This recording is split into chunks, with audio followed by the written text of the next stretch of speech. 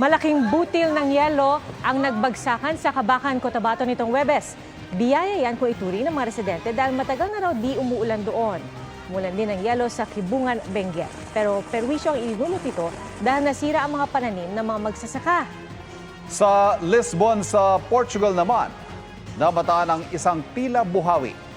Hindi raw karaniwan ng buhawi sa Europa pero maaari pa rin magkaroon nito sa hilagang kanluran at timog na bahagi ng kontinente.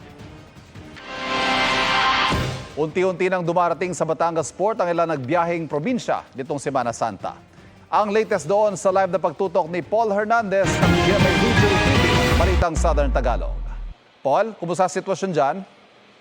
Ivan, oras-oras na yung pagdating ng mga barko dito sa Batangas Port. Sakay nga yung mga pasahero magsisibalikan sa Maynila at Calabarzon Region.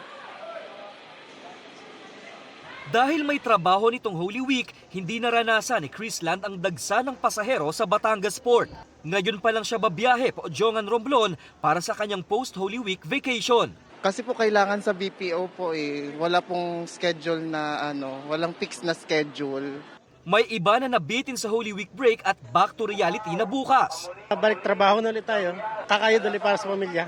Okay lang, balik trabaho na ulit. Kailangan kasi may pasok din yung kinakasama ko. Tiniyak naman ng mga bus operator na hindi magkukulang ang mga bus unit para sa aabot sa 5,000 pasahero magsisibalikan sa Maynila. Marami kaming bus dito naka-standby. 174 units yan. Kasama na diyan mga reserve dyan. Lahat naman ng dadating ng mga pasahero dito, mauubos namin yan. Sa datos ng Philippine Ports Authority, umabot sa 96,000 ang mga pasahero sa Batangas Port mula March 24 hanggang March 28.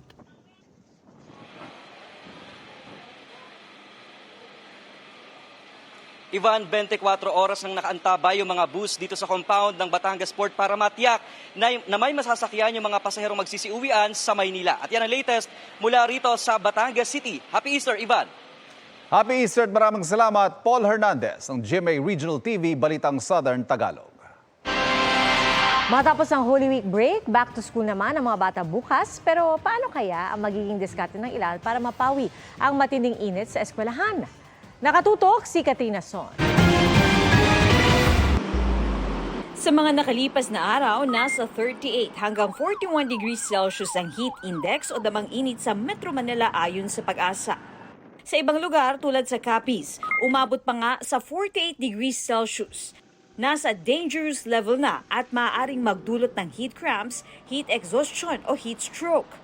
Si Jing, nag-set up na ng mini pool sa labas ng bahay para mapreskohan ang anak. Pero paano naman sa back to school ng anak bukas? Ang diskarte ni Mami Jing, pabaunan sa bag ng mga pangontra-init.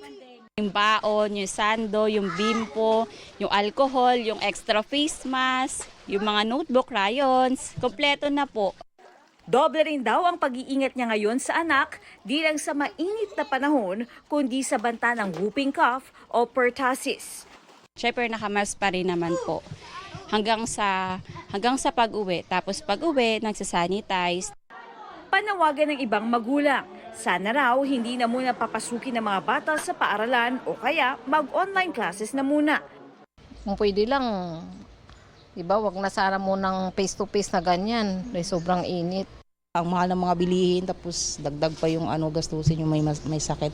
Sana raw ay may gawing hakbang ang DepEd ukol dito. Sinusubukan pa ng GMA Integrated News na kunin ang pahayag ng DepEd. Pero nauna na nilang sinabi na may kapangyarihan ng mga schoolhead pagdating sa pagsuspinde ng klase. Sa mga araw na matindi ang init at sa paggawa ng mga hakbang para makahabol sa aralin ang mga estudyante. Para sa GMA Integrated News, Katrina Son, nakatutok 24 oras. Mga kapuso, patuloy na tumutok sa mga balita. Mag-subscribe sa GMA Integrated News sa YouTube. Sa mga kapuso abroad, samahan niyo kami sa GMA Pinoy TV at www.gmanews.tv.